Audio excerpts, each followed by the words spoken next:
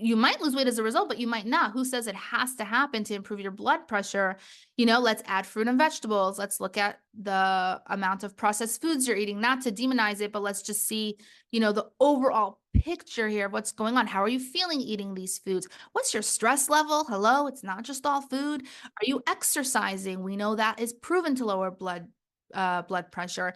And then seeing their response from that. Like, are they open to the behaviors, or are they like, no, but the doctor said, wait. Then that's like, are you using it as like this health halo of like, no, I need to lose weight because the doctor said and my health, when there are other ways to get there by focusing on behaviors, whether you lose weight or not. Welcome to the Feminist Wellbeing Podcast, my sister. I'm your host, Stephanie Dozier, non-diet nutritionist, non-diet coach, and certified intuitive eating counselor. And I've earned my PhD in diet culture. And after 25 years of dieting, I decided to stop. And here I am 10 years later to guide you on how to feel damn good by reshaping your mind instead of your body, and how to go beyond the food and actually fight the problem, which is not us. It's diet culture and patriarchy. And the best way to do that is by living powerfully. And today, I have a guest on the podcast to talk about a sensitive topic. A sensitive topic because it's the gray area of intuitive eating, which is living with food restriction. And for this podcast, I actually brought a guest who voluntarily restrict food, in her case because of religious belief. Rachel Goodman is a Jew who practice eating kosher. So we're going to talk about, with Rachel, Judaism and eating kosher, but we're going to go well beyond that. We're going to talk about voluntary food restriction, medical food restriction, and how that can work with intuitive eating. This is the area where no other intuitive eating podcasts want to talk about because it's great.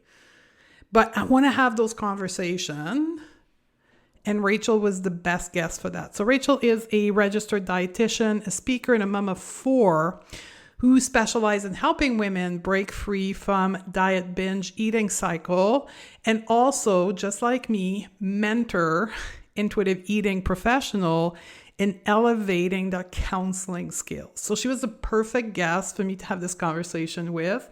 And just an insight, I've been following Rachel since 2016. And at the time, the reason why I chose to follow Rachel was because she was teaching, coaching intuitive eating for Jewish women. She was the Jewish dietitian. And since then, I've been following her. And today, when we recorded this episode, it was the first time we actually met in real person over Zoom. But I can't wait for you to meet Rachel and to have this nuanced conversation about food restriction and intuitive eating. So let's roll the interview. Welcome to the show, Rachel. Thank you. I'm so excited to be here. I'm very excited to have this conversation about, and I'll call it voluntary food restriction. And I'm sure you can educate me on that more, but I'm very excited to have this conversation with you because that's part of your life. That's what you do. So maybe quickly introduce us with your background and how you came to intuitive eating. So I think, like most dietitians or professionals in the intuitive eating space, you have a history of your own disordered eating and struggles with body image. And I've had that for most of my life. Like, if I think back to my first negative body image thought, or like even being aware of my body and wanting it to look different, I was 5. Now, I didn't like say, oh my gosh, like my body's bad or whatever it is, but it was the thought of like, I want to look like someone else, which, by the way, I vividly remember it as like watching The Little Mermaid and thinking like, I want to look like her, like that's just my first memory ever of like wanting to look different than what I was. And then, it kind of like in 4th grade, girls are like talking about size and weight and And then like diets. And then already in 11th grade, I went on my first diet because I don't even know where I got this from, but I understood that if you eat less, you'll lose weight. So I was like, I'm gonna skip out recess snacks and lose weight. Now, I don't know if it was because I did that or because I was going through puberty and like growing, but I started to get feedback on like, wow, you lost weight and now you're reaffirming that positive association with it. And now it was just, to make a long story short, I'm sure you've heard this so many times, unfortunately, but it was basically like 15 years of just yo-yo dieting and like Mm. Atkins and South Beach and high school, everyone's eating apples for snacks. Like it was like the trend, like crazy, right? And then I decided to go to college and become a dietitian from this place of I need to figure this out. And I struggled so much with it. I'm like, I'm going to figure it out for myself. And I'm going to help other people figure it out. And it was still through the lens of like, what's the way to like lose weight and intertwining that with like health. And so I went to college, learned about nutrition, got solid information on that. I started applying it. But the issue is that now I am knowledgeable in nutrition, eating balanced meals, but still binge eating when no one's looking, still feeling guilty about what I eat. And it was even worse because everyone kind of knew me as the healthy one because they knew that I'm learning to be a dietitian. I think this is so common. If you have dietitians who are listening, I'm sure it resonates where I'll even be at like events, and people will like ask me like, so do you eat cake? Do you eat like as if like you're a different type of human if you learn nutrition, or a dietitian or like even personal trainers, like any health professional, right? And I would feel this like need to justify myself, or I would like eat the yogurt and fruit in front of everybody. And then I will never forget this like I feel like this was like a rock bottom experience where I went and prepared a pack of Duncan Hine brownies, but I didn't bake them. I just sat there eating a bowl of batter. I know it's so crazy. I'm Have you raising done my that? hand like, me Have you done that? too. That isn't that insane? Like literally sitting there eating a whole bowl of batter. And I remember just getting to my knees on the kitchen floor and like thinking like, what is wrong with you? What Yeah. the heck? Like who freaking does that? Apparently many of us do when we have a disordered relationship with food. But now we can laugh about it. But at the time I felt such a deep shame and tears and like, what? I can't figure this out, right? And then thankfully through while I was in college, I did have steps where I was healing my relationship with food before I learned about intuitive eating. Part of that was like meeting my husband and everyone has different journey with that. And then also like kind of becoming a little bit more in tune with my body. And it's just like there's so much to the story. But basically like I had steps where I was starting to learn to like recognize how much is enough for me. And I will say oddly enough, I'm not saying this to like recommend to anyone, do not recommend macro counting. But at the time, it wasn't called macro counting. It was basically macro counting is off of the diabetes exchange system. Have you ever noticed Mm. that? It's Yeah. basically what it is because the diabetes exchange is calculating like fats, carbs, all to like regulate your blood sugar. And literally, like I've never done macro counting, but then when I look back, I'm like, I was probably one of the first before it was called macro counting because I was doing the diabetes exchange system because I was in college and that's what I learned. And I had a dietitian colleague who did it with me. And we both were postpartum after our first kid. And we're like, okay, maybe this is the way to do it.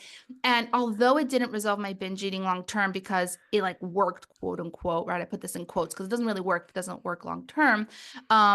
It did help me realize like when I'm full, because my sense of fullness was used to like overeating. And I think a lot of people in the intuitive eating journey, they don't know what fullness is actually supposed to feel like. It shouldn't feel neutral or empty, but also I was so used to like an overfull feeling is full. And that kind of helped me realize now I don't recommend that, but I also do see how sometimes certain structures of eating or diets or whatever it is can be a bridging gap to eating intuitively. So don't take this as a recommendation. Please don't do macro counting. But the point is that everyone gets to that journey in a different way. And it's okay if that looks different. And so that was like the first realization for me of like, okay, I'm actually full at this point, but it didn't really resolve. Like it worked for months at a time, didn't really resolve it. And then I learned about intuitive eating right before I got pregnant with my second daughter. My friend actually who had later we realized she had an eating disorder at the time, but she was the one who told me about the intuitive eating book. And at first, honestly, I was bored reading it. Like the first two chapters were hard to get through a little bit. And then it started hitting me more and like resonating. And then I read through it in 2 days. And I was like, wow, this was the missing piece. And I was actually a dietitian at that point. So it really filled in the gap also with my clients, because with my clients, something wasn't adding up, because I was never a super restrictive type of dietitian. I'm not going to give you a 1,200 calorie Yeah. diet, right? I was always like, you need to eat when you're hungry. And so some clients would like slowly lose weight, and others would just like stay where they're at, and they would get so frustrated and they would blame themselves. And I felt like a failure, because I'm like, wait, but I'm doing all the, like, I know I'm a dietitian. I know what balanced eating is. They're doing all the right things. Am I doing something wrong with my clients that it's not working, right? Like, it's not just the client that feels that way. It's the practitioner that feels that way, right? And so when I read intuitive eating, and not only clicked so many things for myself, which I think one of the biggest ones that I wasn't applying in healing my relationship with food before intuitive eating, like parts of it, is that the body respect piece, where like I think a lot of people, that's where they get stuck. They're like, okay, I'm going to do intuitive eating. And then it doesn't fully come full circle, because they're still fighting with their actual body size and where it wants to be, whether it's to lose weight or gain weight or stay neutral. So that's where everything kind of clicked. And that's where it also clicked for my clients. And that's where it took me 4 months until I transitioned my practice, because I was like, now it's a lot more mainstream, but then in 2018, like not at all. So I was like so scared what's going to happen. And I just knew, like, I'm like, I have to go with like my values and like what I know. I'm not going to be the dietitian for everybody, but I want to show people another option and way to live. And thankfully I've been able to do that. And now you see, like, it's so that you can do this work to help others. Yeah, we're giving back. Yeah.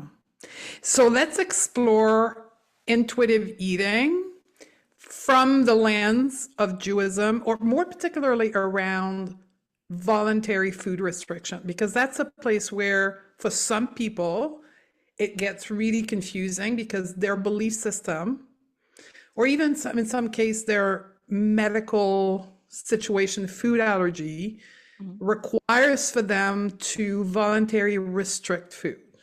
Mhm. How can we even begin to think about that within the context of intuitive eating, which is Yeah. about food freedom, right?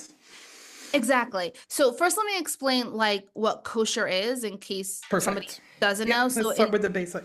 Yeah, so I'm Jewish and also Orthodox, so I keep the laws of kosher. So not every Jewish person keeps kosher. Okay. And you don't have to be Orthodox to keep kosher. There's like whole different levels. I mean, that can be a whole other That could be podcast. another That's a podcast. whole other podcast. But basically, keeping kosher means that you don't mix milk and meat. So you can't eat milk and meat together. So let's say I had a dairy meal. I have to wait an hour until I can eat a meat meal. Some people do half hours. Some people, there are very few people who just like wash out their mouths. There's different standards, right? But I wait 1 hour. Certain cheeses require 3 or 6 hours. It also depends on digestibility of that food. And then I could eat meat. Now, if I eat meat first, then I have to wait 6 hours. Some people do 5 hours, but I wait 6 hours until you can eat dairy. So you can't, like cheeseburger, unless the cheese is a vegan cheese, I can't eat cheeseburgers. So there's that first biggest thing to know about kosher. It can't mix milk and meat together. In my house, I have 2 separate dishes, 2 separate ovens, like literally almost like it's one kitchen, but there's like 2 sets of everything for meat and milk. You can't mix them together. Okay. And then there's like, let's say, the types of food. So when it comes to like animals, like mammals specifically, like I can kosher food requires the animal to have hooves, so there's signs to know what's a kosher animal. Hooves, and they chews their cud. It's a whole certain way of chewing, where they chew it, Yeah. swallow it, regurgitate it, kind of. It's a whole certain way that they chew their cud. And so that would be like a cow, goat, sheep, right, lamb. And not only that, it also has to be slaughtered in a certain way. So in Judaism, it requires that, you can't, like, not having any cruelty to the animal. So you have a very specific type of knife that has to be sharpened to a certain extent, and there's a certain way to slaughter the animal so it experiences the least amount of pain. And even then, there are still things that need to be followed, where the animal needs to be completely drained of its blood. There's a whole salting process. And then also there's a supervisor, the rabbinical supervisor, who needs to be there, called a mashgiach. And he checks all the organs to make sure that the animal is free of disease or injury. And only then through that whole process is the animal kosher. And the reason I'm sharing this is because if you have a client who says, I can't have milk and meat together, and then you start offering like, okay, so then have like lobster, but it's like, wait, can't have lobster. Okay, so have like, bacon, but I can't eat bacon. You know what I'm saying? So it's just know there's so much more. Like I'm giving you literally the basics. So even with dairy, again, it's dairy that comes from a kosher animal, but there's just basically what you need to know is that there's different levels. Now, how does it apply to my life and intuitive eating? So I will say it depends on how you grew up and at what point are you keeping kosher, and different ways that it can affect your relationship with food, because you definitely can weaponize kosher, like keeping kosher to like, fueling a disordered relationship with food. And I want to share that with you as like a red flag. So first of all, I will share firstly from my own experience and then share what it would look like with other people's experience who didn't grow up like me, but keep kosher. So for me, for example, I was born Orthodox to an Orthodox family. We've always kept kosher. I've always learned like, what kosher is and the importance of it. And so kind of see it as it's I don't even have a relationship with lobster. Like I don't go into a place and see lobster and like have a craving and I should have it. It's like there's no relationship. That's one, because like in my mind, I've never had it. I know that it's not aligned with my ethics and values. Like the intention behind it is different. The intention isn't because it has all these food rules, right? So many calories, so much fat, I'm gonna gain weight. It's not about body size. It's not even about health, even though there are health, you can see keeping kosher as there are some health benefits. Like, for example, there's such high regulations of making sure that the animal is healthy that some people do choose to, like, let's say buy kosher meat because of that. It's not the same mindset as a diet where you have all these food rules and noise around it. There's no noise. Like, it's like, it's almost like you meet someone on the street and like, okay, they're a nice person. Like, I don't feel good or bad about her. I don't know her. You know what I mean? So you don't crave lobster. Another way No, of I never. saying it. I mean, I'm curious as to what it tastes like. Like, I'm a foodie, so I think from that end, it does feel like if I were to say in what ways it does feel restrictive Yeah. and how I manage it is that with experiences, like it does sometimes, if I'm being completely honest, it does sometimes bum me out. Like, let's say I went to France, I went to Paris, and you have all this like delicious Parisian food, or to Guatemala, or to, all these countries that I might have visited, and they have street food and stuff like that. And while actually in Paris, they have kosher restaurants and kosher croissants, which were delicious. But let's say, like going to Guatemala and everyone's like enjoying the street food, Yeah. or different places like that, I can't have it.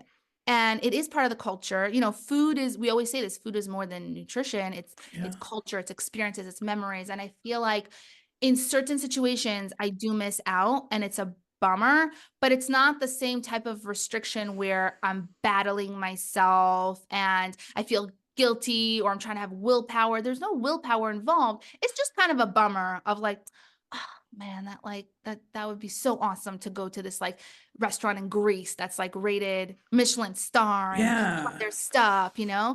So it's not like something that, you know, takes away from my life or bums me out all the time. And I recognize, in life, in everything, in the way you choose to live, there's always going to be sacrifices. Maybe it's not food related, but just you can think like to the listener who's thinking of like something that is important to you, right? You have dietitians listening to this, right? Yeah. Okay. So running a business, what do you have to sacrifice to run a business so you ultimately have your dreams happen, right? In life, to live the way that is aligned to you, there's going to be things you'll be bummed out on missing. So yeah, it's a bummer for me, but first of all, I'm so grateful that the kosher food industry is catching up. And Yep. I was in Guatemala and there was a kosher meal. Was it as awesome as maybe a different place? I don't know. But the fact that there was even kosher food there was amazing. Right? Like Yeah. that there's even kosher food available. I know if I go to Italy, there's a place that serves authentic Italian food now, where 20 years ago there wasn't. So I'm just leaning into the gratitude of like how awesome that I am having these opportunities now, even though it's not on the same caliber as like going to Thailand or going to, I don't know, you could just throw it any country, Yeah. right? And it's just part of life. But again, it's not on the daily, and there are plenty of places that have kosher food. California has a huge booming kosher scene. Florida does. Israel is definitely like tons of kosher stuff there. London. So thankfully, it's not on the daily, but it's acknowledging that living your way of life, it doesn't come without like, the drawbacks, but it doesn't affect the intuitive eating like aspect of it. If anything, it helps. So that's my experience. Okay, I got a couple of questions. Were you resentful of your food restriction? Like, how do you think and feel about it?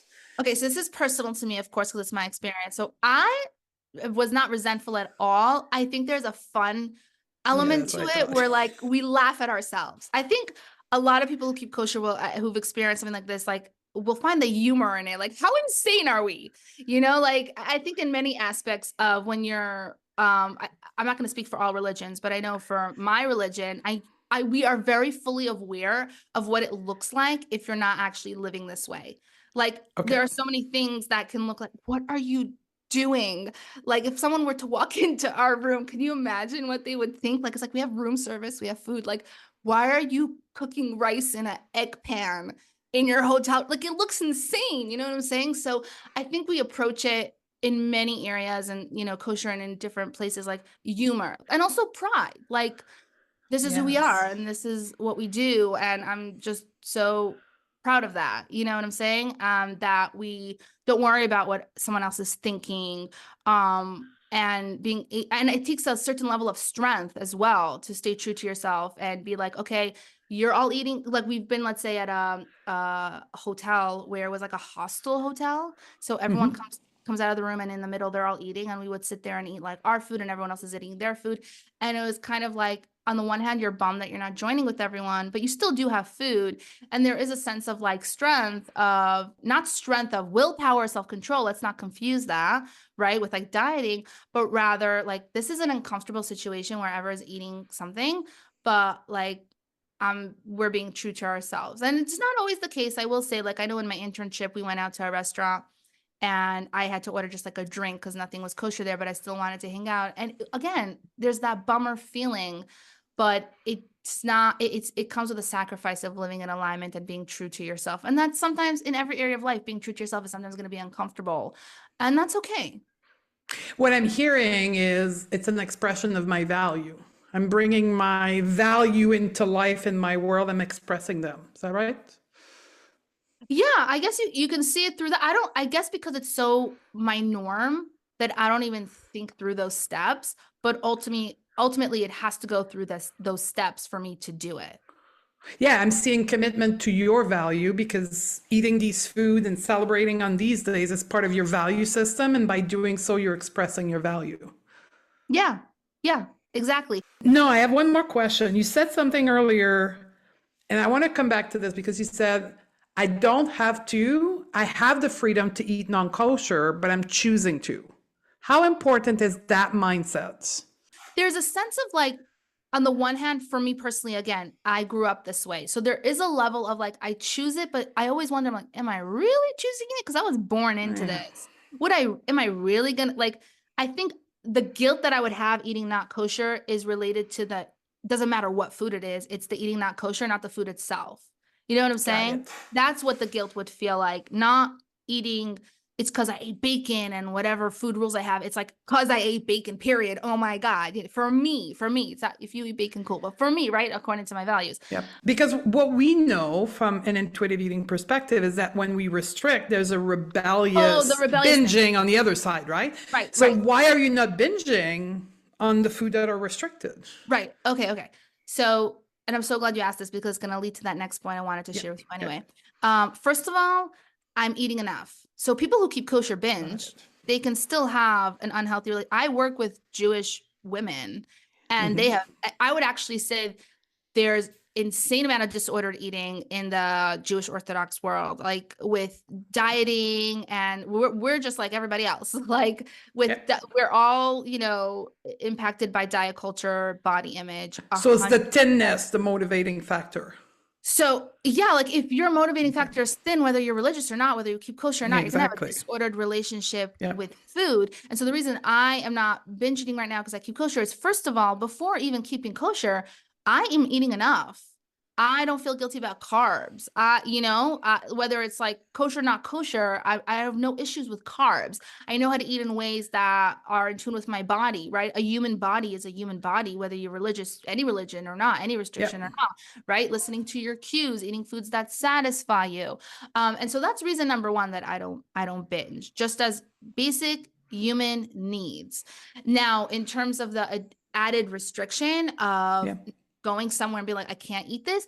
Again, it's the intention where, first of all, because I'm adequately nourished, I'm not having crazy cravings, because I don't have food rules about it that are related to like body size or health.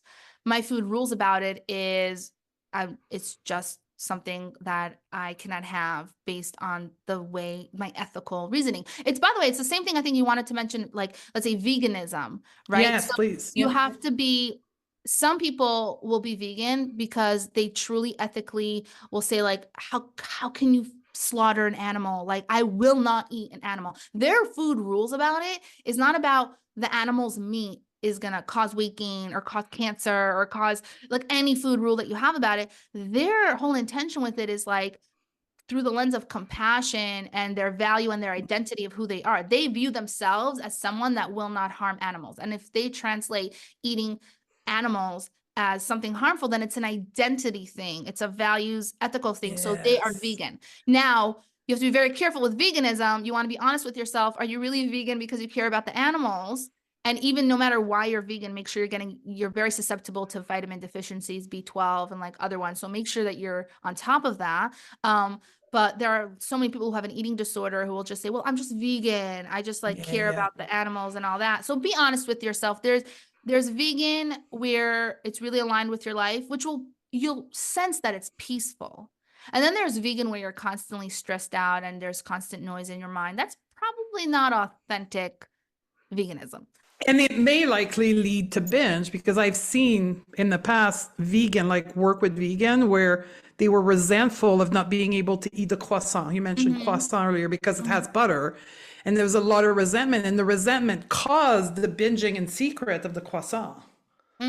Exactly. So it's like, what's your overall relationship with food? What's the outcome of keeping veganism? Like, are you now eating endless amounts of vegan cheese because you really crave actual cheese, but you're like, no, I'm going to be healthy and have vegan Yeah. cheese. And like, that's a sign that this is not a truly aligned decision for you and you're not being vegan for ethical purposes, you know? Could we So say performative restriction, like restricting animal product to perform veganism instead of mhm. live it from a value base?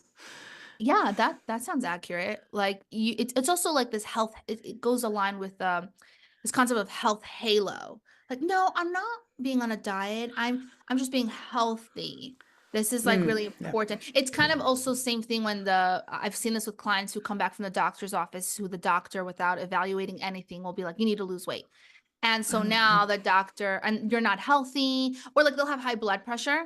And the doctor will be like, first thing, you need to lose weight. And then they'll come back to me and say, okay, this is not about vanity It's about metrics. my blood pressure. It's really about my blood pressure. And when I suggest to them, okay, so if it's your blood pressure, let's talk about what's impacting your blood pressure and what lowers blood pressure. Like, you might lose weight as a result, but you might not. Who says it has to happen to improve your blood pressure? Let's add fruit and vegetables. Let's look at the amount of processed foods you're eating, not to demonize it, but let's just see, the overall picture here of what's going on. How are you feeling eating these foods? What's your stress level? Hello, it's not just all food. Yeah. Are you exercising? We know that is proven to lower blood pressure. And then seeing their response from that. Like, are they open to the behaviors or are they like, no, no, no, but the doctor said, wait. Then that's like, are you using it as like this health halo of like, no, no, I need to lose weight because the doctor said and my health, when there are other ways to get there by focusing on behaviors, whether you lose weight or not. So definitely being honest with yourself on the intention. And that's why by keeping kosher for me, because my intention is not rooted in body size or health, there's no noise around it other than, man, that looks really good. Such a bummer I can't have it. That's it. And so, would you say it's the same thing? So, I know this is not from a cultural, religious perspective, but food allergies. What I have encountered in the past is people, for an example, through celiac, who then could not eat gluten, funny enough, they didn't crave it. Mhm. And the people who remove gluten from a health halo, from a wanting to lose weight, are the one constantly restricting binging.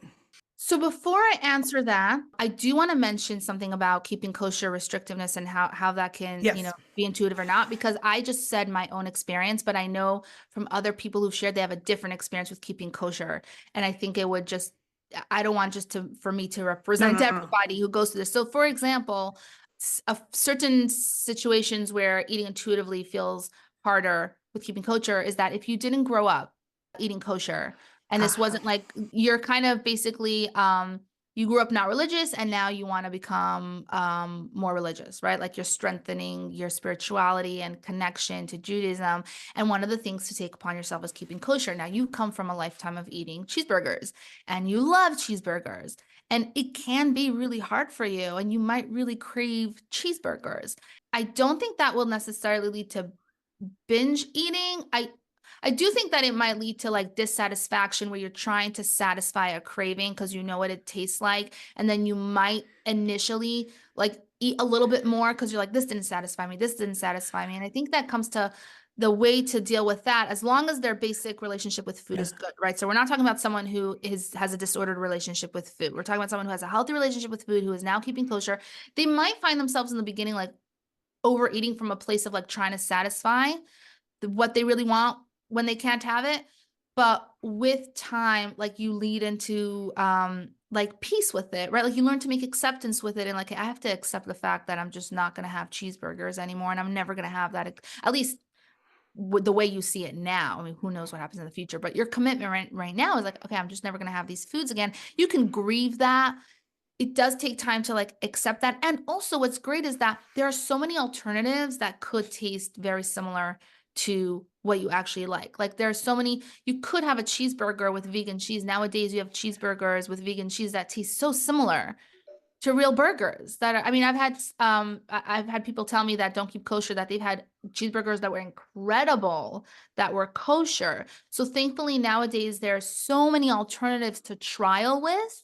So I do think it's the transition from not keeping kosher to keeping kosher can be a little bit bumpy and harder, but it doesn't lead to chaotic eating if they have a healthy relationship with food. It does maybe lead to um, trying to satisfy the need in the beginning with something else until you come to a place of acceptance of like, okay, nothing I eat is going to be the same thing as this lobster, you know? So that's how you would coach that. If somebody has to come to voluntary food restriction because of value like religion, it's mitigating that adaptation period.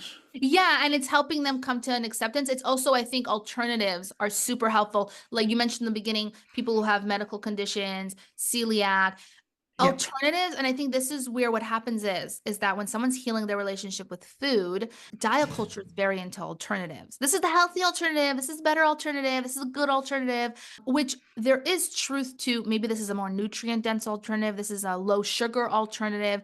That label is neutral. It only becomes morals and guilt when you're like, you're better if you eat this. But let's just take out morality from it and see, I'll have a client, let's say, who has diabetes.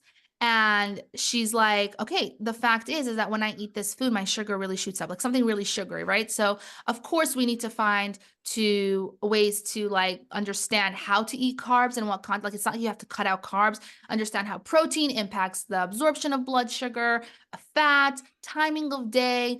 But at the end of the day, if you do have a high sugar load of something, it is going to impact your blood sugar. And that doesn't make you good or bad. It's just nutrition information. It's neutral information that you want to take to feel empowered with how you're going to make your decisions. So why not? If there's a food that you're really craving something sweet, why not trial? Yes, you can have the actual chocolate, have it with some nuts, or just have the body autonomy to say, yeah, my blood sugar is going to go up. For the most part, they've been fine. This one blood sugar spike in the overall is going to be fine, right? Or also saying like, let me go to the store and see these low sugar options, right? Now some people might see it as like, low sugar options, you're so diety? It's like, well, it's only diety if your intention is to make it about your morals and how bad you are, and you're coming at it with like, I need to lose weight and how much calories. Other than that, it's just information. right? It's information that, hey, this food has less sugar. Now, where it becomes intuitive and helpful is that you're not buying it and saying, from now on, because I have diabetes, I can only have this low sugar food. And even if I don't like it, I'll convince myself that I like it. I always tell my clients, find experiment and find something that you actually enjoy, because why not? If you can find a chocolate that's lower in sugar that you genuinely enjoy, that doesn't taste like that leftover film in your mouth or like those nasty vegan ones. No, there's one actually, it's not low sugar, nothing to do, but it's a vegan chocolate. And just because it's vegan doesn't mean I'm on a diet. I genuinely love this chocolate. And it's actually great for keeping kosher, because when I eat meat, I can't have milk chocolate right after, and sometimes I crave that. So I have this chocolate that tastes so similar to milk chocolate, and I have this like loophole of like, well, it's vegan, but it tastes milk, so I'm still getting it, right?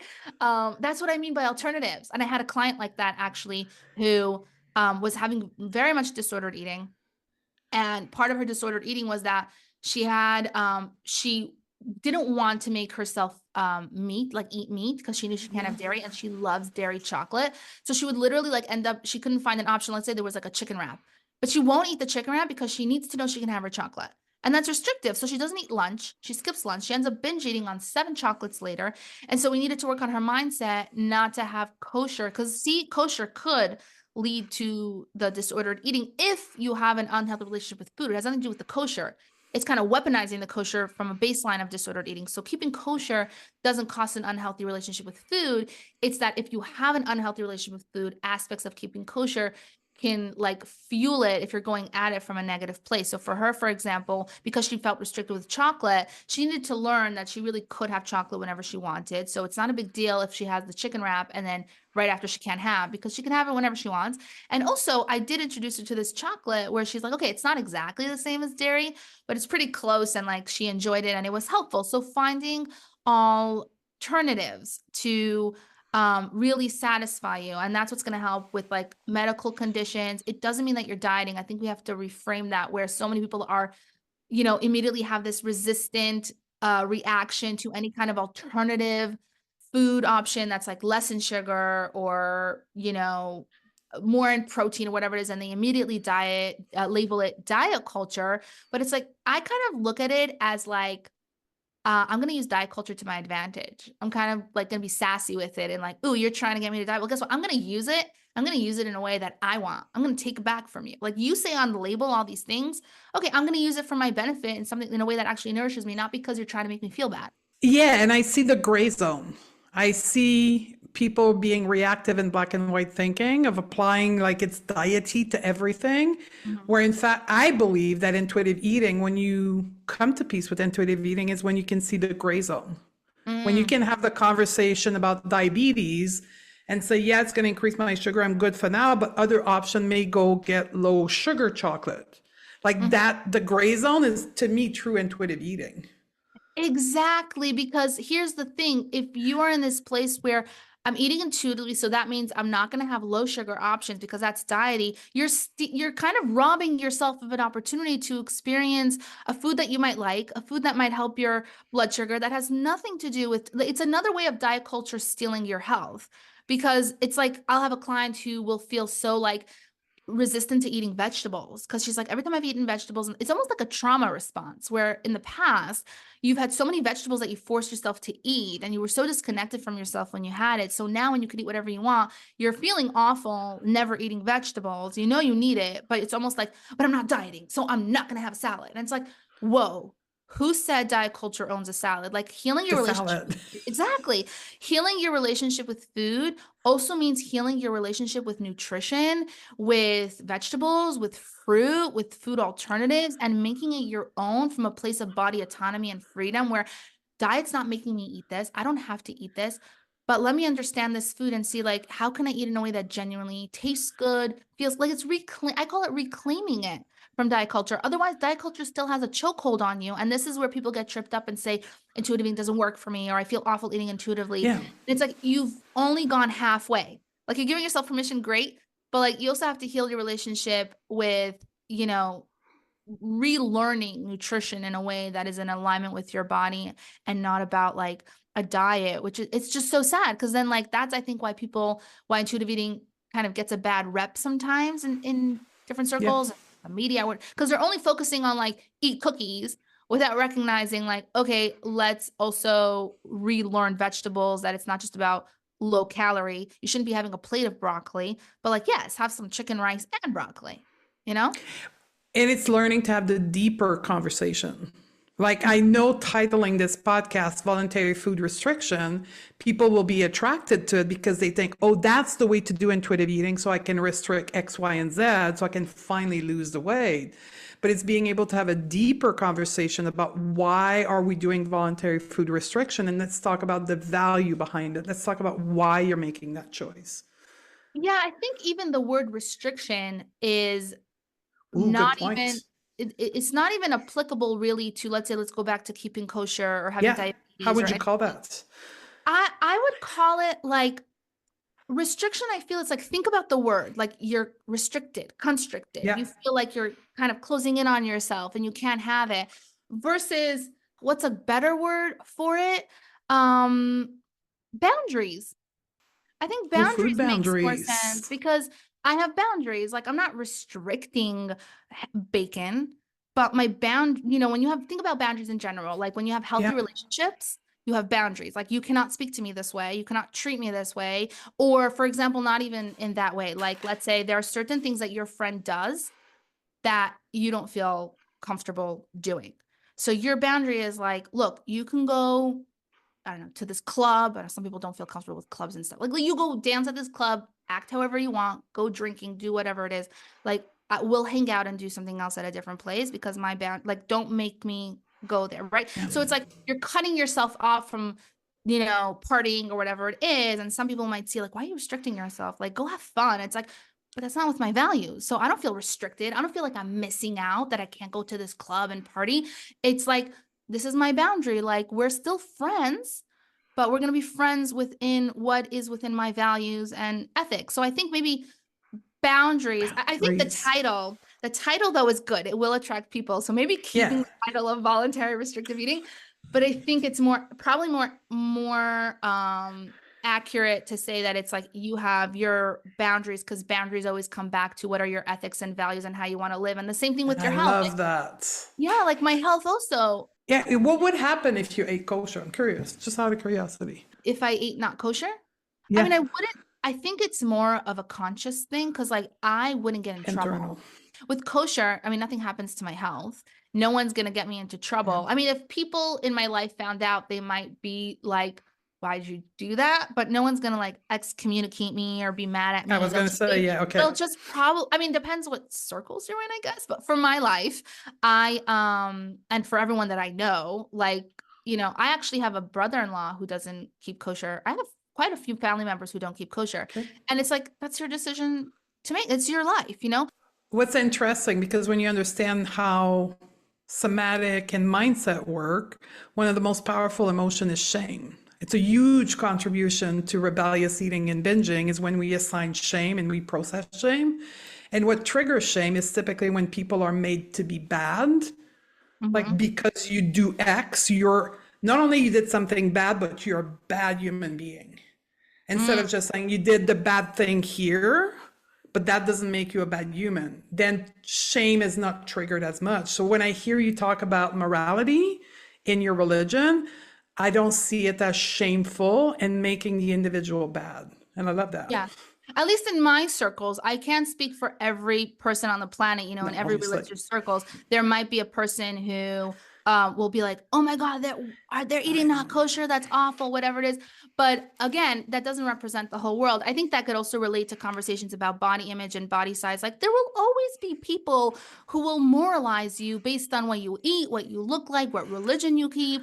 And it comes back to there are so many people who won't, and you will find evidence for what you want to believe. So look for the evidence of what you want to believe. Like, let's say when it comes to body size, look for the evidence of there's so many people, because diet culture says if you gain weight, if you're big, you're not going to be lovable and you're not going to be successful and you're not going to be Yeah. happy, you're not going to be confident. So if you look for that evidence, you will find it. It's everywhere. But also, it's like there are so many people that exist that are in larger bodies that are thriving, that are happy and confident and in loving relationships and are successful and are living their best life. And what you need to do is start building evidence and look for that, because you're going to find the evidence for whatever it is you choose to believe. So choose to believe positive, find the evidence of positive, and it's going to just reaffirm that. Okay, we're going to wrap up. Let's say you're talking to someone who has food boundaries and they're struggling with it for Mhm. religious reason, morale reason, health reason, whatever. They have food boundaries. It's not a food restriction. What would be a couple tips or advice you would have for them? It depends on what boundary that is, because keeping a kosher boundary, let's say someone who's keeping kosher and struggling, Yep. it's leaning into your values. Why did you choose to do this to begin with? Embracing maybe the grieving aspect of letting go of maybe foods you liked, and acceptance, right? Finding the alternatives. Those are things that I would do, let's say, for someone who keeps kosher. But that's very different conversation to someone who's diabetic, who, let's say, blood sugar, like there's no, like they could have, it's less of ethics, it's more of values, because ethics and values are a little bit different. But it comes back to the conversation. Oh, by the way, it always comes back to values. So when it comes to, that's the common denominator for sure. When it comes to like a diabetic, again, it's the values of like, well, why do you want your blood sugar to be in check? Like, what are you going to out of it? What's important to you in life? And they'll, say things like, I want to live long enough to be with my kids. I want to feel energetic. I want to feel good. The intention needs to be rooted in something that's your values, because if it's in body size, it's just, it comes back to restricting food rules, all of that. So I think the common denominator would always be a conversation about values, which is basically your intention of why you're doing this. What's different with kosher and diabetes is that you do have with bacon, you don't have a relationship, or you're working to not have a relationship at all. It's like completely different, versus with blood sugar, you still have a relationship with cake, because there is a way to figure out how to eat cake in a way that still honors your health, right? Context when you're having it, all of that. So I would say it's actually more of a struggle probably for someone who has like medical conditions and someone who's keeping kosher, because there's a lot more gray and there's still a relationship going on, and you're not going to grieve. Like, I would never tell someone who has blood sugar issues, grieve the Grief fact cake. that you can't have cake. Like, that's like not normal. Like, saying like, It's why? not necessary. Not necessary. Exactly. It's completely different intention. So, one, values for everyone across the board. Why are you doing this?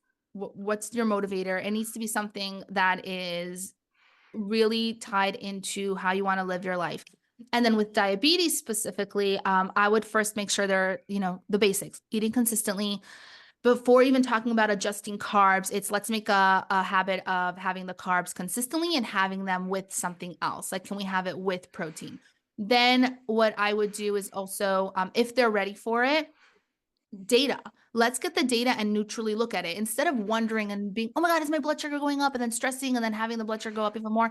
It's like, let's get the information when they're ready. Some people feel a little bit triggered by numbers still. So it depends what stage they're at. Assess that, have an open conversation. But if they're ready for that, it's like, okay, we're going to get these numbers. And remember, these are not set in stone numbers. This is just data we're collecting. It is neutral, so we can understand what's going on and make adjustments. And through that, they might find that, oh, when I had the carb that I was really craving with, in this meal, I was so surprised to see my blood sugar was fine. And they learn that when they have it with like the protein, or maybe certain times of day, maybe if they have that carb in the morning, their blood sugar will react differently than in the afternoon. So now they've learned, oh, I can have it in the afternoon. So that's first and foremost, they could see that like, oh, I really can enjoy these things. And then when they do have something that their blood sugar goes up, they can either we can experiment and try having it like with protein. Now, the thing is with protein is that sometimes you just don't freaking want the protein. Okay, you just want the piece of cake. Don't give me the protein, right? So I don't want you to feel like you're like locked in on like, oh my God, I could only have this with protein, and it's like so exhausting and so annoying. You do have the body autonomy to say, okay, I know that it comes back to the freedom. You can have the cake, like, are you okay with that, knowing how it's gonna impact your health? Is that aligned with your values? Or are you okay if you know that you can have the cake? Are you okay with being like, you know what, my blood sugars today doesn't make sense to have cake on top of that. Like, let me have it another Mhm. day. Right. Or can I try alternatives? Maybe I can make a cake with like half almond flour, half regular flour. Not because you have to keep to that, but maybe it will be delicious. I actually have these pancakes that I make that are half almond flour, half regular flour, because my kids mainly eat it, and I'm trying to find ways to like get them to have more protein, but I don't sneak it, by the way. They know it's almond flour. Don't try to trick your kids. My kids know it's almond flour. They're okay with it. But the reason why I don't just do all, diet culture would be like, I'm only doing almond flour pancakes. That is not good. That's grainy. I don't like it. So my middle path, that's not diet culture, that still feels good, is like there's regular flour, and then to help increase the protein, which by the way, for a diabetic would immediately also decrease the carbs, is to add, right? What can I add? I could add almond flour, and I still enjoy it, and it is better for blood sugar and overall health in that context. By the way, still, you could still enjoy full-on pancakes. This is not to say you're not. I'm talking about medical conditions where you have to find alternatives. You still have the choice. What do you want to do?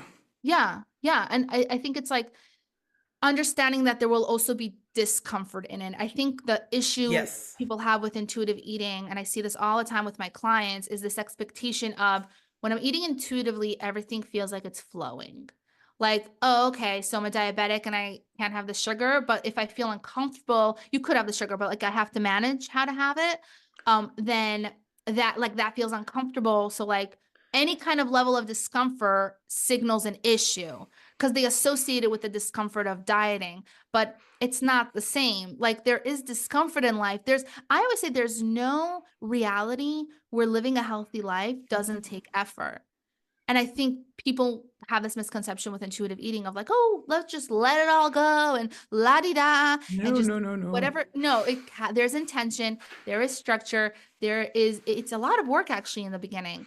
But ultimately it comes back to your body autonomy and body freedom and knowing that you do have a choice. But like, most people want the choice that leads them down a healthy, happy, values aligned path. And that doesn't mean that's not discomfort. Just learn how to identify, is this discomfort coming from food rules and an unhealthy relationship with food?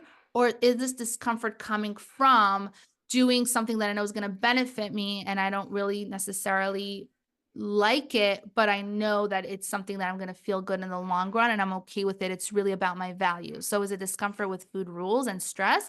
Or is it discomfort of needing to do things differently, needing to do things that are unfamiliar, needing to try new things, needing to sit with your feelings instead of just defaulting to food each time in order for the long run to live in alignment with your values? Where can people find you, Rachel? They can find me on Instagram. First of all, it's where I love to hang Yeah. out. Dietitian.Rachel Goodman. You can follow me, DM me if you heard this episode, connect. I loved hearing from you, your feedback. You can email me, Rachel@RachelGoodNutrition.com. Also go to my website, RachelGoodNutrition.com. I also have a free guide for anyone who's listening who's like, okay, how do I actually start healing my relationship with food? Like I want to eat these carbs or I want to eat foods, but I also don't want to feel out of control with food. So I have a free guide to really give you that structure on how to do that, called 3 Steps to Stop Feeling Out of Control with Food. I've shared it with you, and I also have it in a link in my bio, or you can DM me like the words "in control" guide and I'll send it to you. And then for professionals who want more nuance, because I think this conversation was really all about nuance on Yes. intuitive eating and how to go about that with your clients in like different situations and have more of a flexible gray mindset versus black and white. I have resources for that as well with mentorship and group coaching and course. But if you want to get started, I have a free video training on how to boost your intuitive eating intuitive eating skills confidence, which I've shared with you as well. And you can DM me the video training and I'll send that. I'm happy to send that to you as well to get started. Or just DM me about any, support that you're desiring. I'm happy to hear from you. Thank you very much for having been with us today. It was a pleasure meeting you in real life. Thank you for providing that platform to talk about it and inviting me. It's been a pleasure.